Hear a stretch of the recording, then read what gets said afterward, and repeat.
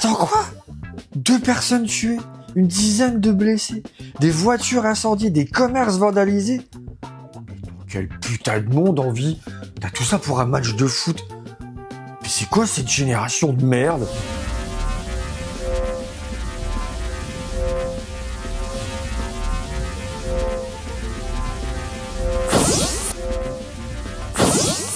Salut. Bon, pourquoi tu râles encore? Eh ben, t'es de retour, toi. Eh ben, regarde pourquoi je m'énerve. Ah oui, la victoire du PSG de 2025. Ouais, je me souviens avoir pété un câble ce jour-là. Oui, bah c'est logique, c'est ce que je viens de faire. Et du coup, t'as fait quoi après? J'ai joué à des jeux de zombies, je me suis défilé sur eux. Ah ouais, c'est pas une mauvaise idée. Mais non, mais franchement, tu trouves que c'est normal d'agir comme ça juste pour que tu foutes? Non, mais en même temps, le PSG gagne la Ligue pour la première fois. Mais je m'en balèque de ça, il y a eu 2 morts, bordel. Après, les gens s'étonnent que j'aime pas le foot, quoi. Ouais, mais pour se débarrasser des footeurs de merde, faudrait des flics bien badass, un peu fachos, comme dans les poliziotesco. Qu'est-ce que c'est que ça, encore? Ouais, attends, je vais t'expliquer. Le poliziotesco, parfois traduit néopolar italien, est un genre cinématographique italien en vogue dans les années de plomb, c'est-à-dire entre la fin des années 60 et le début des années 80. Sa thématique repose sur des enquêtes policières concernant la plupart du temps des faits divers de l'époque. La plupart de ces films sont empreints politiquement d'une bonne dose de je m'en foutisme, même si, ça et là, des idées de la gauche et de la droite sont présentes. Les protagonistes sont presque toujours anti-héros, des inadaptés et même des racistes avec une part de générosité sincère et une indéniable dévotion pour la force. La différence stylistique entre le poliziotesco et le film noir réside dans la prédominance de l'action et de la violence, tous deux plutôt exacerbés et explicites. Ah ouais, en gros des polars ultra vénères qui ont aucune limite. Exactement, c'est un peu le genre d'anti-héros qu'il nous faudrait pour calmer tous ces fouteurs de merde qui foutent franchement le bordel dans notre si beau pays. Ah oui, effectivement. En plus, beaucoup de cinéastes italiens qu'on adore, ils se sont essayés au genre, comme Ruggero Deodato avec 2 flics à abattre, ou Lucio Fulci avec La guerre des gangs. Ah ouais, trop classe. Et du coup, tu vas me parler de ces films-là? Non. Je vais plutôt te parler de 5 films qui sont des classiques du genre, et que je pense que tu vas apprécier. Ok, bah là je suis curieux, donc tu peux envoyer le premier.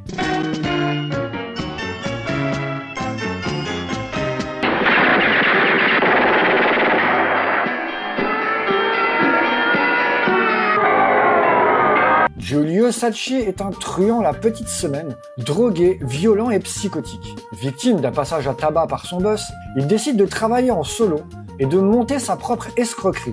Enlever la fille du patron de sa petite amie en échange d'une rançon. La rançon de la peur est un film italien sorti en 1974 et réalisé par Umberto Lanzi, un grand réalisateur de cinéma bis, connu pour des films tels que Le tueur à l'orchidée en 1972, Spasmo en 1974, Le cynique, l'infâme et le violent en 1977, Cannibal Ferox en 1981 ou encore Iron Master, la guerre du fer en 1983. Que des films de qualité, on dirait.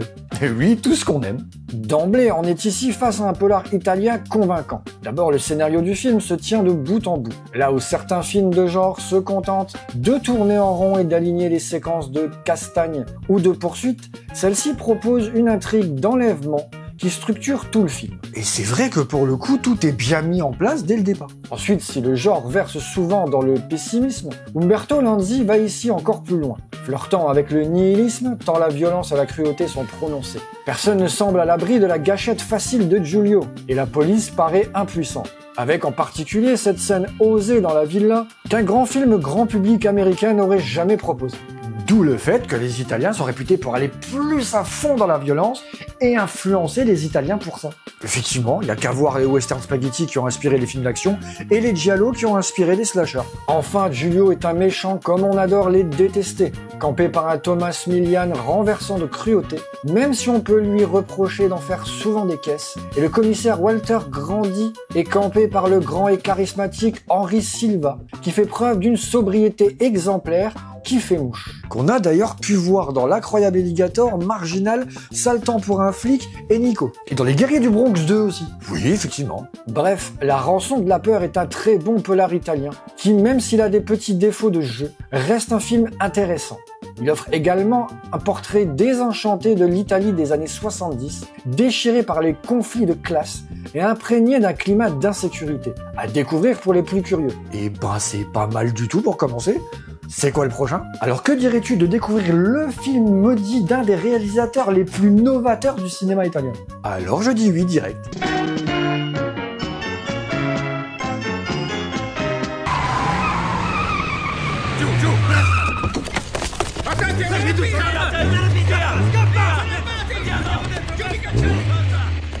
En possession de l'argent volé à un transport de fonds, 4 braqueurs prennent la fuite devant la police. Si l'un d'eux est tué, les 3 autres se couvrent en prenant en otage une femme ainsi qu'un automobiliste qui affirme conduire son garçon malade à l'hôpital. Commence alors une cavale où, à chaque instant, le pire peut arriver. Les Chiens Enragés est un film italien sorti en 1995 et réalisé par Mario Bava. Un des grands réalisateurs du cinéma qui aura influencé un bon nombre de grands réals comme Tim Burton, Dario Argento ou même Quentin Tarantino. Ainsi que Alien le 8e passager avec le film La planète des vampires. Oui aussi, Les Chiens Enragés ou Cani Arrabbiati en VO fait figure d'ovni dans la carrière de Mario Bava, tant il est éloigné de son style habituel. De plus, le film connut une production houleuse, tournée chronologiquement en 3 semaines en plein mois d'août, dans des conditions difficiles. Alors en gros, le producteur du film a fait faillite avant que le montage soit terminé. Ensuite, la production du film elle a été bloquée pendant 20 ans pour des raisons juridiques, ce qui fait que le film est sorti en 1995 sans que Mario Bava ait pu voir le résultat final. Pouh, quelle histoire! Ce qui ressort immédiatement de l'œuvre est sa noirceur, avec d'une part l'aspect crasseux des personnages, au propre comme au figuré, les corps sointants, l'absence de morale, et d'autre part la violence osée pour l'époque. Personne ne se sent en sécurité, n'importe quel innocent peut y passer dans ce film. Ah ouais, ils y vont pas de main morte. Hein. Puis l'originalité du cadre. Pratiquement tout le film se déroule dans une voiture, plus ou moins en temps réel. Sacré tour de force de mise en scène. La tension est permanente. Et puis l'idée géniale d'avoir en toile de fond cet homme posé incarné par Riccardo Cucciola qui tente de calmer le jeu pour sauver son fils. On pourrait juste lui reprocher une musique un peu étrange, semblant synthétique, ainsi que des inserts pas toujours adroits. Mais bon, ça c'est dû au problème de production, j'imagine. Bref, Les Enragés est un road movie sale et méchant. Malgré ses petits défauts, il reste une curiosité brute de décoffrage et au twist final fort sympathique, à découvrir pour les fossoyeurs de films maudits. En plus, il existe en Blu-ray dans 2 versions différentes sur les 6 versions qui existent réellement. Bah cool ça. Bah du coup, je vais me rattraper ça dès que je peux. Ok, mais en revanche, je te déconseille son remake français qui s'appelle Enragé. Ok. Bon bah c'est quoi le prochain? Alors pour le prochain, je vais te parler du premier volet de la trilogie du milieu. Mais qui pour le coup, tu ne se situe pas au milieu de la trilogie. Tu me fatigues. Oui, bon, allez, vas-y, on voit.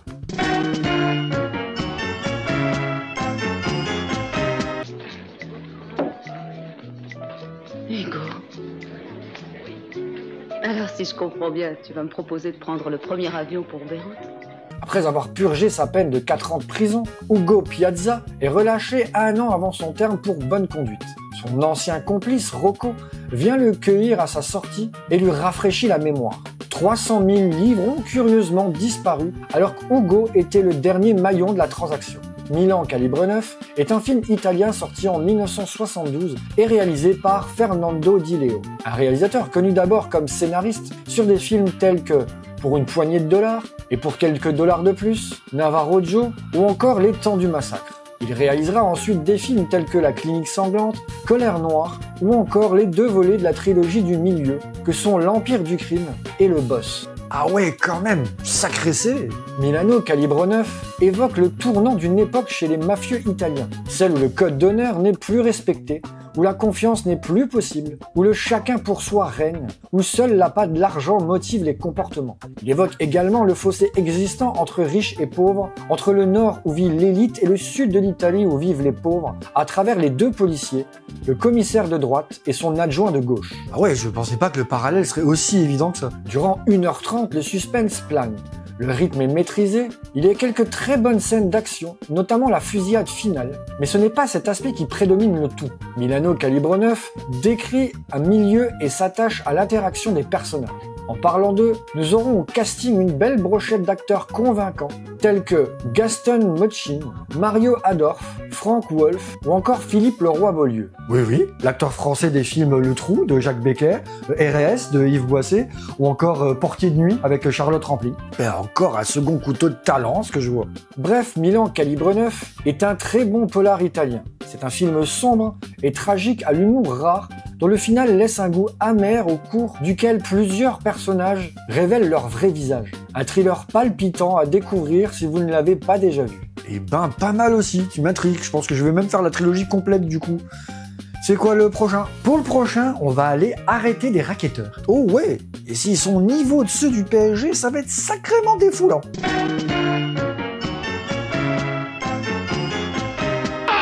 One kick in the groin. All right. I got him. Your turn now. And one, what was that? Ah, sure, a sizzling face stinger. À Rome, des gangs organisés rackettent de nombreux commerçants avec une violence déstabilisante. L'inspecteur Nico Palmieri enquête pour tenter de déceler le trafic qui semble inébranlable. Big Racket est un film italien sorti en 1976 et réalisé par Enzo G. Castellari. Un grand monsieur qu'on a déjà évoqué dans un film pas oubliable sur les western spaghetti et l'autre sur les nanars italiens. Oui, je sais bien, je mettrai le lien en description. On atteint ici les sommets de la carrière d'Enzo G. Castellari, en plus de son film Keoma. C'est une série B typique des années 70, violente et crue, qui ne fait pas dans la demi-mesure. Très forcé, les racketteurs sont presque caricaturaux, le film va parfois loin, avec des actes sexuels abjects. Et parfois tendance aussi à sauter d'une scène à l'autre sans transition, écorchant un peu la trame du récit. Ah ouais, quand même. Mais bon, enfin, après ça m'étonne moyennement venant de Castellari. Les scènes d'action sont particulièrement réussies et ambitieuses pour du cinéma italien bis, très bien découpé et faisant un usage modéré et pertinent des ralentis. Il y a aussi cette scène très étonnante de l'accident de voiture dans le premier acte. Dans l'ensemble, le film est très efficace et bien porté par le charismatique Fabio Testi, qui y joue le rôle principal.